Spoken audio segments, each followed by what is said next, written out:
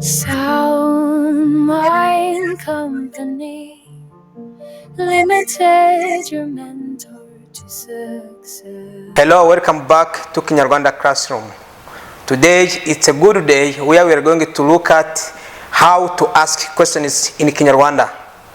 If you are in Rwanda for any reason, if you meet with the Rwandan, you would like to talk in Kinyarwanda, here is the way you can ask anything in Kinyarwanda language.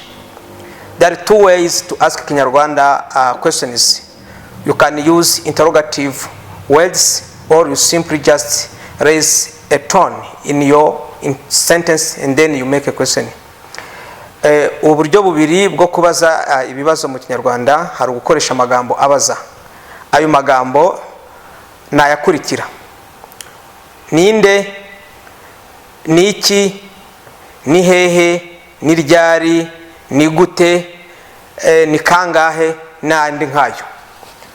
So we are going to look at into details a way you can use any specific interrogative word to ask a question in Kinyarwanda. So let's start by nde. Question nde. This goes to a person. When you ask about person, especially about the name, in plural it becomes bande. For example, witwa nde. Witwa nde. This sounds like in English. What is your name? Witwa nde.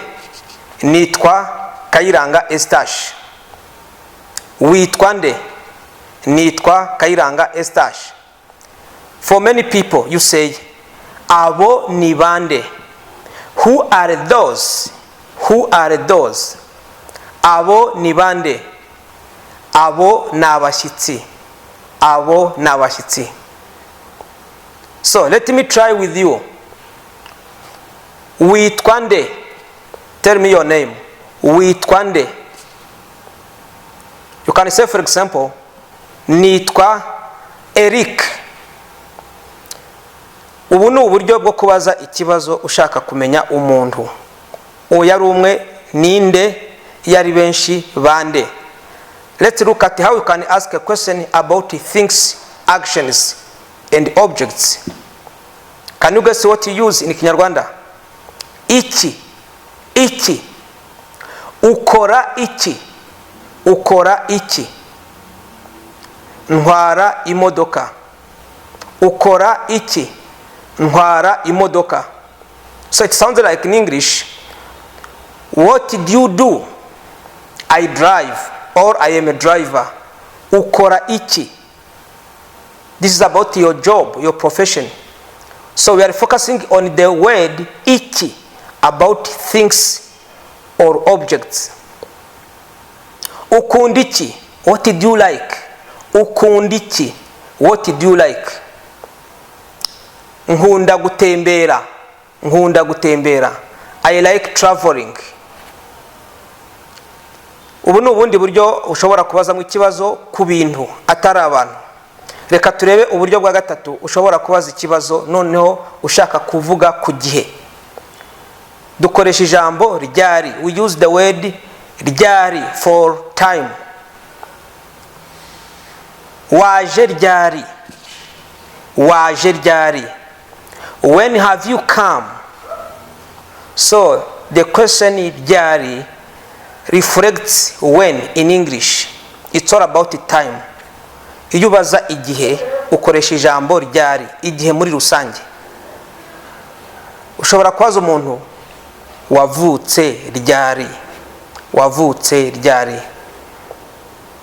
This makes a slight difference in English because it doesn't sound the similar way, but the sense is the same. When you ask wavutse ryari, you want to know the time the person was born. So in English you say, how old are you? Or when were you born? When were you born? This is English. In Kinyarwanda, you will ask wavutse ryari. Wavutse ryari. In response, you will give the year of the birth. For example, navutse 1950. Wavutse ryari? Navutse 1950. muri make nguko uko ushobora kubaza ikibazo ku gihe mu kinyarwanda ukoresha ijambo ryari, bakagusubiza umwaka, the year, cyangwa se ukwezi, cyangwa se igihe runaka, ukavuga ati mbere ya jenoside, cyangwa se mu gitondo. Reka noneho turebe ubundi buryo bwa gatatu ushobora kubazamo ikibazo ukoresheje ijambo ribaza mu kinyarwanda. Ahangaha ushaka kubaza ku nshuro ibintu biba, ukoresha ijambo kangahe.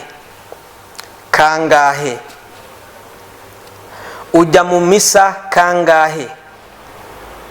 Kabiri mu cyumweru.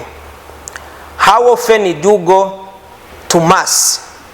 Twice. Ujya mu misa kangahe mu cyumweru? Njya mu misa kabiri mu cyumweru. Ushobora kubaza umuntu igihe ajya ku kazi mu cyumweru. How often do you go to your work? Ujya ku kazi kangahe mu cyumweru? Ujya ku kazi kangahe? Kangahe. Njya ku kazi gatatu mu cyumweru. Njya ku kazi gatatu mu cyumweru. Gatatu bisobanura inshuro ujyayo, bisubiza ikibazo kangahe. Aha ni inshuro. Wahita utekereza ibintu byose ushobora kubaza ushaka kumenya inshuro zabyo. Ushobora kuvuga urya kangahe ku munsi? Urya kangahe ku munsi? How often do you eat per day? Urya kangahe ku munsi? Ndya kabiri ku munsi. Ryari na ryari? Ni mugoroba na mu gitondo. Njya mu gitondo na nimugoroba. Ubu ni uburyo bwo kubaza inshuro z'ibintu cyangwa se ibikorwa. Reka turebe noneho uburyo bwo kubaza ahantu. Ushaka kumenya aho ibintu biri, talking about where things are, location and places. Here is the word used in Kinyarwanda. Hehe. Repeat. Hehe. Urugero. Utuye hehe. Utuye hehe. Where do you live? Ntuye i Masaka.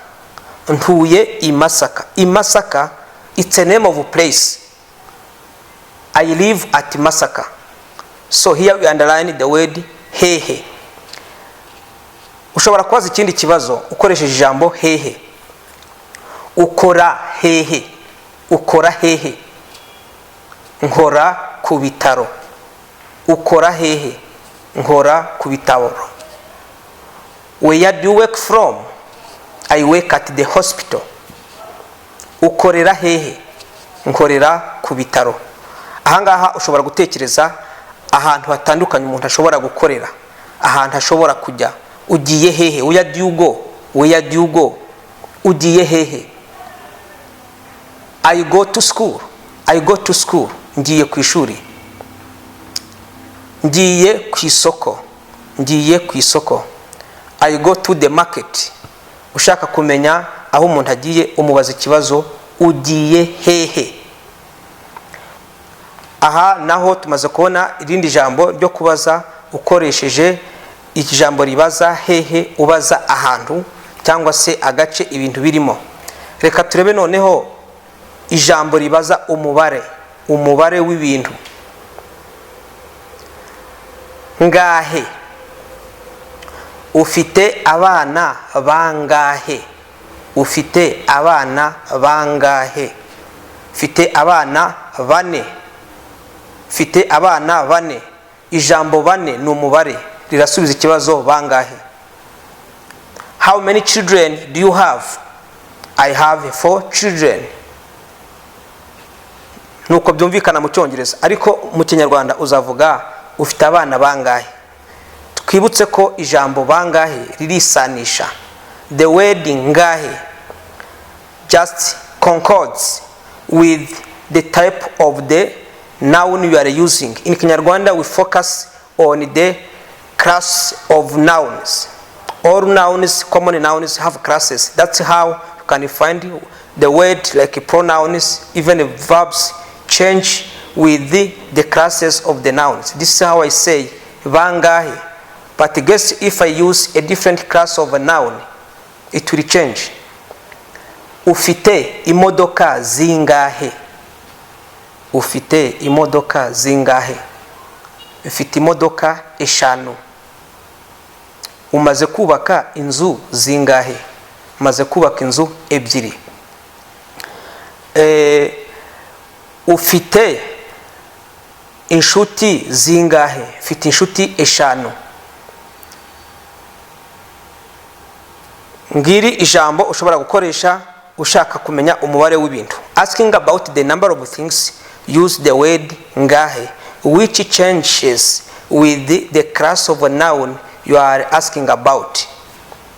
For more details, we shall look into it for the next lessons. Reka turebe irindi jambo noneho ushobora gukoresha ushaka kubaza mu Kinyarwanda. Tuvuge urashaka kumenya uburyo ibintu bikorwamo. Ukoresha ijambo gute. Ni gute wabonye kariya kazi? Ni gute wabonye kariya kazi? How have you got that job? How have you got that job? Gute mu Kinyarwanda reflects how. Aya niyo magambo akunze gukoreshwa cyane iyo ubaza ibibazo ku bintu byihariye.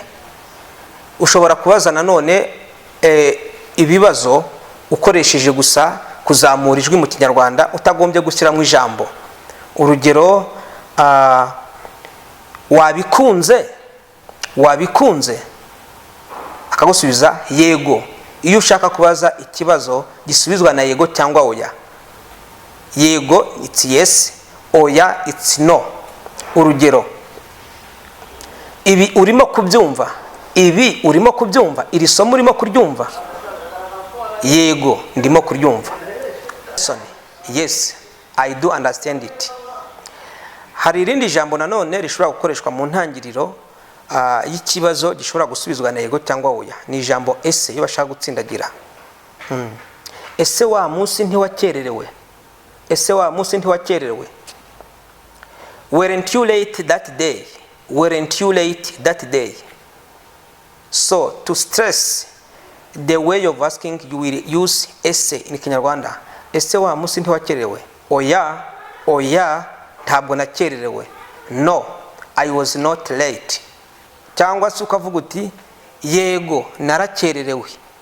Yes, I was late. Ngubu uburyo butandukanye bwo kubaza ibibazo mu Kinyarwanda ukeneye kubufasha butandukanye. Ushobora kubaza ikibazo nde ubaza abantu, ushobora kubaza ikibazo iki ubaza ku bintu, ushobora kubaza ikibazo ryari ubaza igihe, ushobora kubaza ikibazo hehe ubaza ahantu, ushobora no kubaza ikibazo kangahe ushaka kumenya inshuro, cyangwa se ukabaza ikibazo ngahe ukagenda iryo jambo risanishwa n'amazina mu nteko ushaka kumenya umubare. Ushobora kandi gukoresha ijambo ese mu kibazo gisubizwa na yego cyangwa oya ushaka gutsindagira. Twagiye tubona ingero zitandukanye.